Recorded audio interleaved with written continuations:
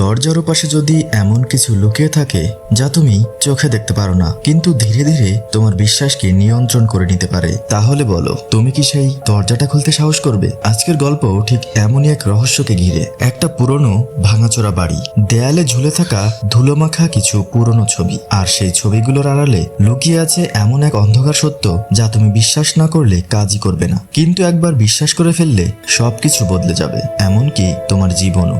এই বাড়িতেই আসে ক্যারোলিন, পেশায় একজন হসপিস নার্স। তার জীবনে একটা বড় আক্ষেপ রয়ে গেছে, নিজের বাবার শেষ সময়ে সে পাশে থাকতে পারেনি, আর সেই অপরাধবোধ থেকেই সে নতুন একটা শুরু করতে চায়। কিন্তু সে জানতো না এই বাড়িতে পা রাখার সাথে সাথেই তার জীবনের সবচেয়ে ভয়ঙ্কর অধ্যায়টা শুরু হতে চলেছে, কারণ যাকে বাঁচানোর জন্য সে এখানে এসেছে সেই বৃদ্ধ বেন, তার চোখের ভেতরেই যেন লুকিয়ে আছে অজানা এক আতঙ্ক। সে বারবার কিছু বলতে চায় কিন্তু বলতে পারে না পুরোটা, শুধু ইঙ্গিত দেয় এই বাড়িটা নিরাপদ না, আমাকে এখান থেকে নিয়ে চলো। কিন্তু আসল প্রশ্ন হলো সে কি সত্যিই সাহায্য চাইছে, নাকি তার ভেতরে লুকিয়ে আছে আরো ভয়ঙ্কর কিছু? কে জানে, এই অসহায় মানুষটাই হয়তো হয়ে উঠবে ক্যারোলিনের জীবনের সবচেয়ে বড় বিপদ। আর এই রহস্যময় গল্প নিয়েই আজ আমরা দেখব 2005 সালে মুক্তিপ্রাপ্ত ভয়ের সিনেমা দ্য সিলেক্টনকে। এই সিনেমাটা এমন একটা হরর যেখানে হয়তো হঠাৎ চমকে ওঠার মতো জাম্প স্ক্যার খুব বেশি নেই, কিন্তু গল্পটা শেষ হওয়ার পর তুমি নিজের অজান্তেই ভাবতে বাধ্য হবে এই এন্ডিংটা আমাকে ভেতর থেকে নাড়িয়ে দিল। তো আমি শাহরিয়ার, কেমন আছো তোমরা সবাই? আশা করি সবাই ভালোই আছো। তো শুরু করা যাক আজকের গল্প। গল্পের শুরুতেই আমরা দেখি ক্যারোলিনকে। সে একজন বৃদ্ধ লোকের পাশে বসে আছে আর শান্তভাবে তাকে বই পড়ে শোনাচ্ছে। ধীরে ধীরে বৃদ্ধ লোকটা চোখ বন্ধ করে ফেলে। প্রথমে সবকিছু স্বাভাবিকই মনে হয়, কিন্তু হঠাৎ ক্যারোলিন যখন তার পালস চেক করে তখন সে বুঝতে পারে লোকটা আর বেঁচে নেই। মুহূর্তটা একটু অদ্ভুত নীরব হয়ে যায়। তারপর সে হসপিটালের একজন স্টাফকে খবর দেয়, কিন্তু অবাক করা বিষয় হলো লোকটার মৃত্যুর খবর শুনেও সে খুব একটা রিয়াক্ট করে না, যেন এটা তার জন্য একদম স্বাভাবিক ঘটনা। এখানেই আমরা বুঝতে পারি ক্যারোলিন আসলে একজন হসপিস নার্স। সহজভাবে বললে এরা সেই মানুষগুলো যারা জীবনের শেষ প্রান্তে দাঁড়িয়ে থাকা রোগীদের পাশে থাকে, তাদের শেষ সময়টা একটু শান্ত, একটু সহনীয় করে তোলার জন্য। কিন্তু ক্যারোলিনের জন্য এই কাজটা শুধু একটা পেশা না, এর পেছনে লুকিয়ে আছে তার জীবনের এক গভীর কষ্টের গল্প। ক্যারোলিন তখন বসে আছে চুপচাপ, তার রোগীর শেষ সময় ব্যবহার করা জিনিসগুলোর সামনে। তার মনে একটা আশাই ছিল, হয়তো একটু পরেই কেউ আসবে, রোগীর আপন মানুষ শেষবারের মতো তাকে দেখতে বা তার স্মৃতিগুলো নিয়ে যেতে। কিন্তু সেই আশাটা খুব দ্রুতই ভেঙে যায়। হসপিটালের আর একজন স্টাফ এসে নির্লিপ্তভাবে বলে, কেউ আসবে না, এগুলো ফেলে দাও। কথাটা শোনার পর ক্যারোলিন কিছুটা থমকে যায়। সে জিনিসগুলো ফেলতে যায় ঠিকই, কিন্তু পারে না, কারণ সে বুঝে গেছে মৃত্যু আসলে তখনই সবচেয়ে কষ্টের যখন তোমার চলে যাওয়ায় কাদার মতো বা শেষ মুহূর্তে পাশে থাকার মতো একজন মানুষও থাকে না। অন্যদিকে এই হসপিটালের জন্য মৃত্যু মানে শুধু একটা বেড খালি হওয়া আর নতুন রোগী আসার সুযোগ। এখানে নেই কোনো আবেগ, নেই কোনো সহানুভূতি, সবকিছুই যেন একটা ব্যবসা। আর এই জায়গাটাতেই ক্যারোলিন একটা বড় সিদ্ধান্ত নিয়ে ফেলে। সে ঠিক করে এই কাজ সে আর করবে না। যেখানে মানুষের কোনো মূল্য নেই সেখানে সে আর এক মুহূর্তও থাকতে চায় না। বাসে বসে সে নতুন চাকরির বিজ্ঞাপন দেখতে থাকে। হঠাৎই তার চোখে পড়ে একটা অদ্ভুত অফার। একটা পুরনো বাড়িতে কেয়ারটেকারের দরকার, সাথে একজন অসুস্থ বৃদ্ধের দেখাশোনার কাজ। সেই রাতেই সে তার কাছের বন্ধু জিলের সাথে একটা নাইট পার্টিতে দেখা করে। সেখানে ক্যারোলিন তার নতুন প্ল্যানটা জানায়, কিন্তু জিল এটা একদমই পছন্দ করে না। সে বোঝানোর চেষ্টা করে এত ভালো একটা চাকরি ছেড়ে এটা কেন, কিন্তু ক্যারোলিনের সিদ্ধান্ত তখন পাকা। তার একটাই কথা, এই নির্দয় মানুষের মাঝে আমি আর থাকতে পারবো না। সে নতুন কিছু শুরু করতে চায়, একটা নতুন অভিজ্ঞতা। এরপর শুরু হয় তার নতুন যাত্রা। সবুজে ঘেরা একটা লম্বা রাস্তা, চারপাশে নির্জনতা আর অদ্ভুত এক নীরবতা। এই পথ ধরেই সে পৌঁছে যায় একটা বিশাল পুরনো বাড়ির সামনে, ডোবারো প্লান্টেশন হাউস। লুইজিয়ানার এক রহস্যময় বায়ু অঞ্চলে অবস্থিত এই বাড়ি, যেখানে চারপাশ জুড়ে জলাভূমি, বড় বড় গাছ, কাদা আর কুয়াশায় ঢাকা রাস্তা। একটা অদ্ভুত ভৌতিক পরিবেশ যা দেখলেই মনে হয় এখানে কিছু একটা ঠিক নেই। ক্যারোলিন নিজের গাড়ি নিয়ে বাড়ির ভেতরে ঢোকে। পুরনো জীর্ণ পরিবেশ দেখে সে কিছুটা অবাক হয়ে যায়। অনেকবার ডাকাডাকি করেও কোনো সাড়া না পেয়ে শেষ পর্যন্ত সে নিজেই ভেতরে ঢুকে পড়ে। বাড়ির ভেতরটা পুরনো অ্যান্টিক জিনিসপত্র দিয়ে সাজানো, দেখতে সুন্দর, কিন্তু কোথাও যেন একটা অস্বস্তি লুকিয়ে আছে। হঠাৎ সে দেখতে পায় খোলা উঠানের মতো এক জায়গায় হুইল চেয়ারে বসে আছেন এক বৃদ্ধ। এই বাড়ির মালিক বেন, আর তার পাশে দাঁড়িয়ে তার স্ত্রী ভায়োলেট খুব যত্ন করে তার চুল কাটছে। দৃশ্যটা বাইরে থেকে শান্ত মনে হলেও ভেতরে যেন কিছু একটা অদ্ভুত লুকিয়ে আছে। ঠিক তখনই ক্যারোলিন সামনে এগিয়ে গেলে পেছন থেকে আরেকজন এসে হাজির হয়, তাদের আইনজীবী লিউক। লিউক এই বিশাল প্রপার্টির সব আইনি বিষয় দেখাশোনা করেন, এমনকি ক্যারোলিন যে নিয়োগ বিজ্ঞাপনটা দেখেছিল সেটাও দিয়েছিল লিউক নিজেই। সে ক্যারোলিনকে ভায়োলেটের সাথে পরিচয় করিয়ে দেয়, কিন্তু প্রথম দেখাতেই ভায়োলেটের আচরণ ছিল অদ্ভুত রকম ঠান্ডা আর কিছুটা রুক্ষ বটে। সে সরাসরি বলে দেয়, এই বাড়িটা তুমি বুঝতে পারবে না। কথাটা শুনে ক্যারোলিন কিছুটা বিরক্ত হয়ে যায়।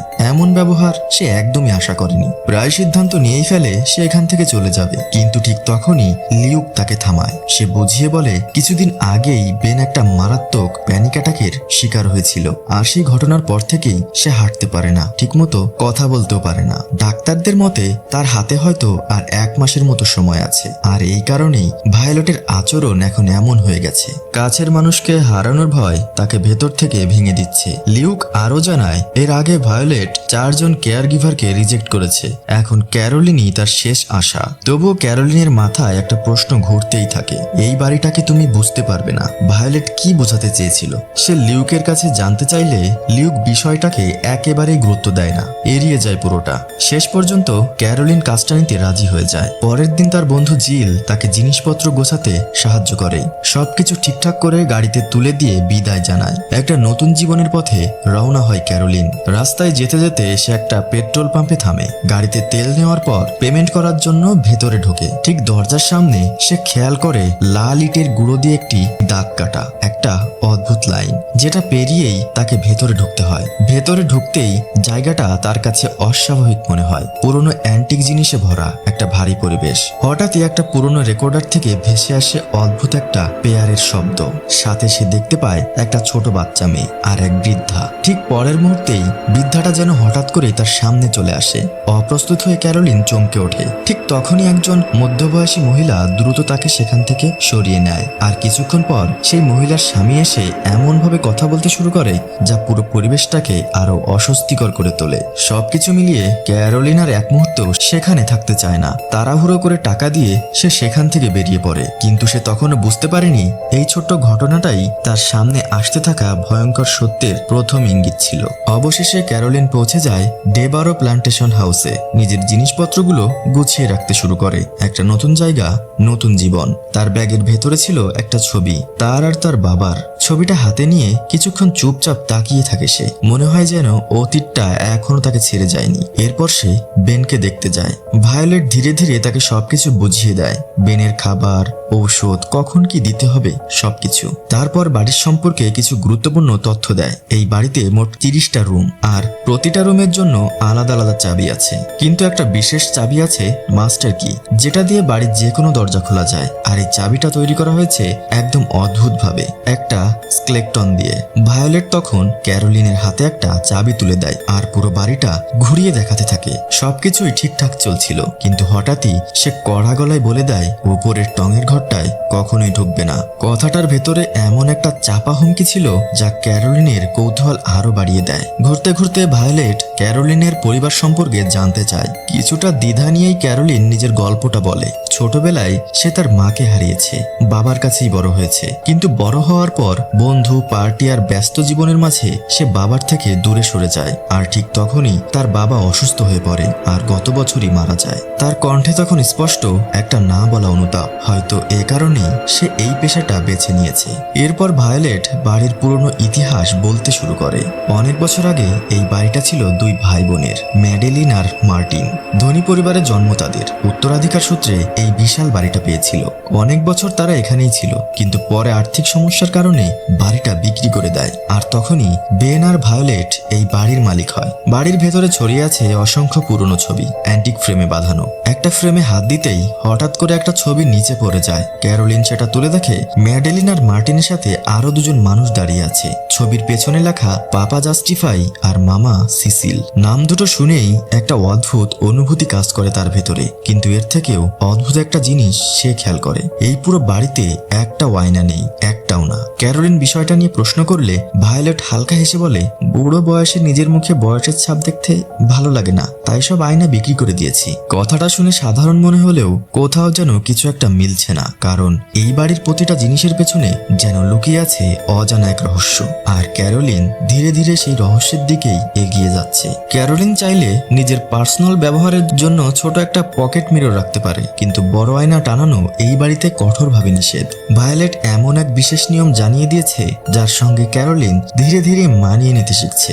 একই সঙ্গে ভায়োলেট সিগারেট খায়, ক্যারোলিন নাকি সিগারেট খায় না, তাই সে শুধু দেখে আর মানিয়ে নেয়। পরদিন সকালে বাগানে ক্যারোলিন বেনের খেয়াল রাখছিল। ভায়োলেট নিজের গাছপালা পরিচর্যায় ব্যস্ত, কিন্তু কেন জানি ক্যারোলিনের মনে বারবার আসে বেন যেন কিছু বলতে চায়। হয়তো বেনের মধ্যে সে নিজের বাবাকে খুঁজে পেয়েছিল।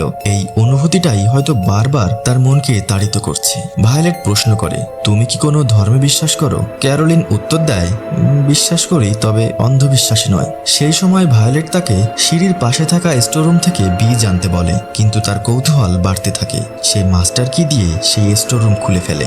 স্টোররুমের ভেতরে ঢুকে তার চোখের সামনে আসে এক অদ্ভুত অশান্ত দুনিয়া। পুরনো অ্যান্টিক জিনিসপত্রের পাশে থেকে থাকা সংরক্ষিত মানব এবং পশু পাখির দেহাবশেষ, ঠিক সেইভাবে যেমন কোনো বৈজ্ঞানিক পরীক্ষাগারে লিকুইডে ডোবানো থাকে। কিন্তু দেরি হওয়ায় ভায়োলেট চলে আসে। ক্যারোলিন তাড়াহুড়া করে নিজেকে লুকিয়ে ফেলে। পরবর্তীতে ক্যারোলিন ভায়োলেটকে জিজ্ঞেস করে, বেন কি সেই স্টোররুমে গিয়েছিলেন? কেন? আর তার এই অবস্থা কিভাবে হলো? ভায়োলেট কোনো উত্তর দেয় না। বেনের কাছ থেকে সব জানতে হবে। রাত হলে ক্যারোলিন ঘুমাতে যাওয়ার সময় ভেতরেই অদ্ভুত অস্বস্তি কাজ করে। সে বেনের রুমে যায়, কিন্তু বেন সেখানে নেই। হঠাৎ বাইরে প্রচন্ড বৃষ্টি। ক্যারোলিন জানলার পাশে দাঁড়িয়ে দেখে বেন জানলার রেলিংয়ে হামাগুড়ি দিচ্ছে, যেন সে এই বাড়ি থেকে পালিয়ে যেতে চায়। ক্যারোলিন বারবার ডাকাডাকি করে, কিন্তু বেন থামছে না। শেষ পর্যন্ত বেন নিচে পড়ে যায়। ক্যারোলিন তাড়াহুড়া করে ভায়োলেটকে ডাক দিয়ে নিচে নামে আর বেনকে হুইল চেয়ারে বসিয়ে সামলায়, কিন্তু বেন আবারও প্যানিক অ্যাটাক শুরু করে। ক্যারোলিন যখন বেনের জন্য হুইল চেয়ার আনতে যায়, হঠাৎ চোখে লাগে বেনের রুমে লেখা লাল অক্ষরে হেল্প মি। ক্যারোলিন বুঝতে পারে এখানে কিছু ভয়ঙ্কর অদৃশ্য শক্তি কাজ করছে, আর বেনের মধ্যে যা দেখা যাচ্ছে সেটা এই বাড়ির সমস্ত রহস্যের শুরুমাত্র। ক্যারোলিন রাতের শেষে চাদরটা নিজের ঘরে রেখে সবকিছু সামলে নেয়, কিন্তু তার মনে একই প্রশ্ন বারবার ঘুরছে, বেন কেন এই বাড়িতে থাকতে চায় না? সে কি আমাকে কিছু বোঝাতে যাচ্ছে? প্রত্যেক মুহূর্তেই সে ভাবছে বেনের চোখে কি গোপন কিছু আছে। তার কৌতূহল আরো বাড়তে থাকে। পরদিন সকালে লিউক আসে। তিনি ক্যারোলিনকে তার রুমে ডেকে আনে। কাল রাতের ঘটনা নিয়ে চাদরটা দেখাতে গিয়ে ক্যারোলিন লক্ষ্য করে সাদা চাদরের লেখা হেল্প মি অদ্ভুতভাবে অদৃশ্য হয়ে গেছে। এরপর ভায়োলেট আসে, লিউককে ডেকে নিয়ে চলে যায়। ক্যারোলিন একা পড়ে যায়, কিন্তু কৌতূহল তাকে থামাতে পারে না। সে ভায়োলেটের চোখ ফাঁকি দিয়ে আবার স্টোর রুমে ঢুকে পড়ে। সেখানে সে খুঁজে পায় একটা পুরনো ফটো অ্যালবাম আর কিছু বই, যেন জাদু মন্ত্র লেখা। হঠাৎ দুর্ঘটনাক্রমে একটি সংরক্ষিত কৌটা পড়ে ভেঙে যায়। ভায়োলেট সে দৃশ্য দেখতে পায় না। পরে সে চলে যায়। কিছুদিন পর ক্যারোলিন শহরে তার বন্ধু ঝিলের বাড়িতে যায়। ঝিল তাকে স্টোর রুম এবং জিনিসপত্রগুলোর ব্যাখ্যা দেয়। ঝিল বলল এটা আসলে ভুর রুম ছিল। ভু হলো এক ধর্ম, পশ্চিম আফ্রিকা এবং খ্রিস্টান মিশ্রণ। মার্কিন যুক্তরাষ্ট্রের দক্ষিণাঞ্চল যেমন লুজিয়ানা, মিসিসিপি, এখানে দাস ও লোকালসদের মধ্যে এ ধরনের জাদুবিদ্যা প্রচলিত ছিল। বিশ্বাসীদের মতে তারা গাছ, মাটি, আয়না, চুল, রক্ত ব্যবহার করে অভিশাপ দিতে পারে, ভাগ্য ও মন পরিবর্তন করতে পারে, আত্মাকে ডেকে আনতে পারে এবং এমনকি আত্মার স্থানান্তরও করতে পারে। কিন্তু যারা বিশ্বাস করে না তাদের উপর এর কোনো প্রভাবই নেই। শুধুমাত্র যারা বিশ্বাস করে তারাই বিপদে পড়ে। ঝিল আরও জানায় এই ধরনের জাদুবিদ্যা মূলত কালো জাদু বা ভুডুর অংশ। এখানে এমন লন্ড্রি শপগুলো আছে যেখানে অদৃশ্য কাজ করা হয়। একদিন ক্যারোলিন তার রুমের ওয়াশরুমে আয়না টানালো। ভায়োলেট সেটা দেখে রেগে যায় এবং আয়নাটি নিয়ে চলে যায়। কিন্তু ঝিলের কথায় ক্যারোলিন বুঝতে পারে এই বাড়ি শুধু বড় অ্যান্টিক জিনিসপত্রের নয়, এখানে লুকিয়ে আছে দীর্ঘকালীন রহস্য ও অন্ধকার শক্তি। শক্তি। ভায়োলেট ক্যারোলিনকে ইতিহাসের আরো গভীরে নিয়ে যায়। প্রায় 90 বছর আগে বাড়ির আসল মালিক ছিলেন থর। ব্যাংকে কাজ করতেন, অসীম অর্থলোভী এবং যিনি কখনো কারোর জন্য কিছু ভাবতেন না। এই বাড়ির ইতিহাস আরো অন্ধকারে ঢেকে আছে, কিন্তু ক্যারোলিন ধীরে ধীরে সেই অন্ধকারের দিকে এগোচ্ছে। ক্যারোলিন জানতে পারল থর শুধু তার লোভের কারণে নয়, সে অন্যায়ভাবে বহু সম্পদের পাহাড় গড়েছিল। তার বাড়িতে থাকতো তার স্ত্রী, ছেলে মার্টিন, মেয়ে ম্যাডেলিন এবং দুজন কাজের লোক, পাপা জাস্টিফাই আর মামা সিসিল। থর তাদের শুধু কাজের লোক মনে করলেও তারা ছিলেন ভুডুর অসাধারণ পণ্ডিত। এই দুজন লুকিয়ে ব্যবহার করত জাদুবিদ্যা লোকজনের সাহায্যের জন্য, যার খবর তাদের মালিক কখনো পায়নি। তাদের থাকার স্থান ওপরতলার সেই স্টোর রুম। এক রাতে বাড়িতে জাঁকজমকের মতো একটি পার্টি চলছিল। সবাই মদ ও আনন্দে মাতাল, কিন্তু মেহমানদের বিদায় দেওয়ার সময় কেউ খুঁজে পায়নি মার্টিন আর ম্যাডেলিনকে। শেষমেশ স্টোর রুমে পাপা জাস্টিফাই ও মামা সিসিলকে দেখা যায় কিছু রিচুয়াল করতে বাচ্চাদের জন্য, কিন্তু নেশাগ্রস্ত মেহমানেরা আর বাড়ির মালিক তাদের টেনে নিয়ে যায় বাগানে। গাছের সঙ্গে ঝুলিয়ে জীবন্তভাবে জ্বালিয়ে মারা হয় তাদের। বাচ্চারা বারবার চিৎকার করছিল, আমরা শিখতে চেয়েছিলাম, এজন্য তারা আমাদের জাদু শেখাচ্ছিল, কিন্তু কেউ তাদের কথা শোনেননি। এরপর থরের টাকার অভাবে বাড়ি দেউলিয়া হয়। সেই স্ত্রীকে হত্যা করে নিজে আত্মহত্যা করে। বাচ্চারা বহু বছর ধরে এই বাড়ির মধ্যে ঘুরতে থাকে। লোকজন বলতো মামা সিসিল ও পাপা জাস্টিফাইয়ের অভিশাপ। এমনকি আজও তাদের আত্মাই রুমে এবং আয়নায় দেখা যায়। ভায়োলেট বাড়ির দরজায় লাল ইটের গুঁড়ো দিয়ে দাগ কেটে রেখেছে, কারণ এই লাইন অতিক্রম করে কেউ ঢুকতে পারবে না।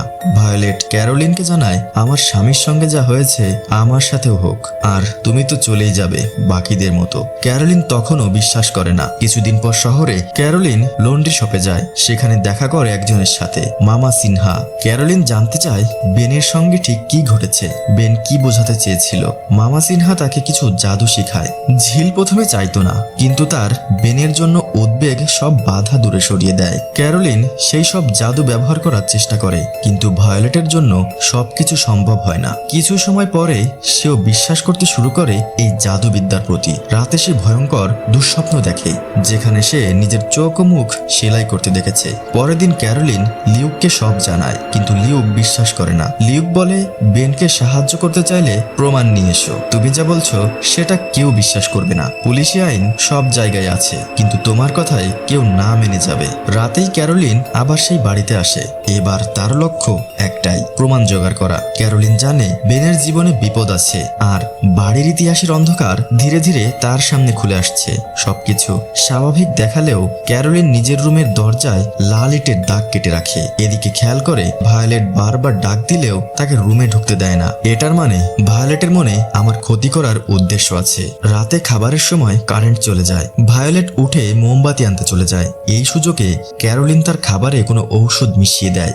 এরপর বৃষ্টি আর অন্ধকারের মধ্যে বেনকে একটি রুমে লুকিয়ে রাখে, বেন যেন কোনো ক্ষতি না পায়। ক্যারোলিন নিজেও বৃষ্টিতে নৌকায় চেপে পালিয়ে যায়। ভায়োলেট বন্দুক নিয়ে তার পিছু নিলেও শেষ পর্যন্ত ধরতে পারেনি। কিছুক্ষণ পর ক্যারোলিন লিউকের বাড়িতে পৌঁছায়, সব ঘটনা ব্যাখ্যা করে। ভায়োলেট কল করলে লিউক ফোনে ব্যস্ত হয়ে যায়। ক্যারোলিন ঘুরে ঘুরে দেখলে খুঁজে পায় নিজের অনেক ছবি, সাথে মাস্টার কি এবং একটি আংটি, যা সে স্টোর রুমে রেখেছিল। এই মুহূর্তে সে বুঝতে পারে লিউক ভায়োলেটের সঙ্গে মিলেমিশে কাজ করছে। হঠাৎ পেছন থেকে লিউক গলায় ফাঁস দিয়ে তাকে অজ্ঞান করে নিজের গাড়িতে ঢোকায় আর সেই বাড়িতে নিয়ে যায়। বাড়িতে এসে লিউক ভায়োলেটের ব্যাপারে জিজ্ঞেস করে। সে এসে মুখ খুলে জানায় বেন কোথায় আছে। ভায়োলেট বেনকে খুঁজতে গেলে ক্যারোলিন লিউকের হাত থেকে পালিয়ে যায়। জানালার কাঁচ ভেঙে হাতের বাঁধন খুলে ফেলে। সারা বাড়ি জুড়ে সে লাল ইটের গুঁড়ি ছিটিয়ে দেয়। লিউক তার কাছে আসতে পারে না। এক পর্যায়ে ভায়োলেট এসে হাজির হয়। দুজনের মধ্যে শুরু হয় অতিমাত্রায় ধস্তাধস্তি। এক পর্যায়ে ভায়োলেট সিঁড়ি থেকে পড়ে যায়। সে আর উঠতে পারছে না। এই সুযোগে ক্যারোলিন পুলিশে কল করে, সাথে ঝিলকেও ফোন করে বাড়িতে আসার জন্য বলে। ভায়োলেট হামাগুড়ি দিতে দিতে ক্যারোলিনের পিছু নেয়। ক্যারোলিন স্টোর রুমে প্রবেশ করে, কিন্তু কি করবে জানে না। তার চোখে ভুডুর বইয়ের চিহ্নগুলো পড়ে। নিজের রক্ত দিয়ে আয়নার মধ্যে বৃত্ত আঁকে, চাকু হাতে দাঁড়ায়। একটু পরেই ভায়োলেট এসে পড়ে। ক্যারোলিন আশা করে এবার হয়তো এই শক্তি আমাকে বাঁচাতে পারবে, কিন্তু ভায়োলেট হাসতে হাসতে আয়না ছুঁড়ে দেয়। ক্যারোলিন তাকিয়ে দেখে মামা সিসিলের মুখ। ঠিক সেই মুহূর্তেই ভায়োলেট আর ক্যারোলিন দুজনই অজ্ঞান হয়ে পড়ে। হুঁশ ফেরার পর ক্যারোলিন উঠে সিগারেট খায়, ধীরে ধীরে ধোঁয়া ফেলে। এখানেই প্রকাশ পায় গল্পের সর্বশেষ রহস্য। তোমরা মনে রেখেছিলে আমি আগেই বলেছিলাম আত্মা স্থানান্তরের বিষয়। এবার জানা গেল পাপা জাস্টিফাই আর মামা সিসিল তাদের বলিদানের মাধ্যমে শুধু আয়ু বাড়ায়নি, তারা অন্য শরীরে নিজের আত্মা স্থানান্তর করেছিল। বেনের শরীরে ছিল লিউকের আত্মা, লিউকের শরীরে ছিল পাপা জাস্টিফাই, ভায়োলেটের শরীরে ছিল মামা সিসিল। তাদের কেউই আসলে মারা যায়নি, আগুনে নিহত ছিল শুধু মার্টিন আর ম্যাডেলিন। ভায়োলেটের শরীর বয়সী হয়ে গিয়েছিল, তাই মামা সিসেল নতুন শরীরের জন্য ক্যারোলিনকে নির্বাচন করেছিল। ক্যারোলিন প্রথমে ভুডোকে বিশ্বাস করত না, তাই তাদের পরিকল্পনা ধীরে ধীরে কাজ করলো। যখন ক্যারোলিন বিশ্বাস করতে শুরু করলো, ঠিক তখনই তারা তার আত্মা ভায়োলেটের শরীরে স্থানান্তর করে। পরদিন সকালে পুলিশ আর ঝিল বাড়িতে আসে। লিউক সব ঘটনা খুলে বলে। ঝিল ক্যারোলিনের সঙ্গে কথা বলার চেষ্টা করলে ভায়োলেটের শরীরে থাকা মামা সিসিলের কারণে তাকে পাত্তা দেয় না। ঝিল প্রথমে না বুঝেই মামা সিসিলকে জড়িয়ে ধরে। লিউক বলে ক্যারোলিন ভায়োলেটের জন্য এতদিন অনেক কিছু করেছে, ভায়োলেট এই বাড়ি ক্যারোলিনের নামে উইল করেছে। এখানেই গল্পের শেষ চমক। ক্যারোলিন বা বেন কেউই কখনো বুঝতে পারবে না বা কারো কাছে বলতে পারবে না ঠিক কি ঘটেছিল। নতুন শরীরগুলো বড় হলে মামা সিসেল ও পাপা জাস্টিফাই আবার নতুন শিকার খুঁজবে। শেষ শিক্ষা, সবকিছুতে বিশ্বাস করতে নেই। ভয়কে মনের মধ্যে স্থান দিলে ভয় তোমাকে ধরে ফেলবে। এইভাবেই শেষ হলো দ্য স্কেলেটন কি এর গল্প। পরবর্তী মুভিতে দেখা হবে। Good bye.